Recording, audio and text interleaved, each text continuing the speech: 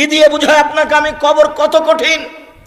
রাসূল সাল্লাল্লাহু আলাইহি ওয়াসাল্লাম বলেন, যখন তাকে কবরে জিজ্ঞাসা করা হবে দ্বীন সম্পর্কে, মুহাম্মদ সাল্লাল্লাহু আলাইহি সাল্লাম সম্পর্কে, ইসলাম সম্পর্কে, সে যদি উত্তর দিতে না পারে, ইয়াজরিবু জারবাতান, এত জোরে তাকে ফেরেশতা মারবেন, ইয়াসিহু সাইহাতান, সে বাপরে মারে করে চিৎকার করবে, ইয়াসমাউ মা বাইনাল মাশরিক ওয়াল মাগরিব ইল্লা সাকালাইন, সারা পৃথিবীর জীবজন্তু কীট পতঙ্গ পদার্থ জড় পদার্থ সব কিছু তার চিৎকার শুনতে পাবে, মানুষ আর জিন শুনতে পাবে না।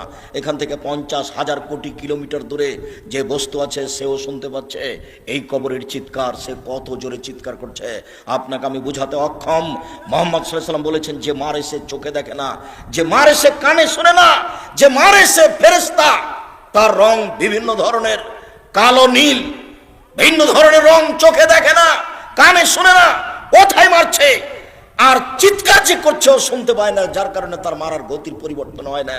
মারে যে সে পুলিশ নয়, মারে যে সে মানুষ নয়, সে খায় না, পেশাব করে না, তার সংসার নাই, তার বিবাহ শাদী নেই, তিনি হচ্ছেন ফেরেশতা।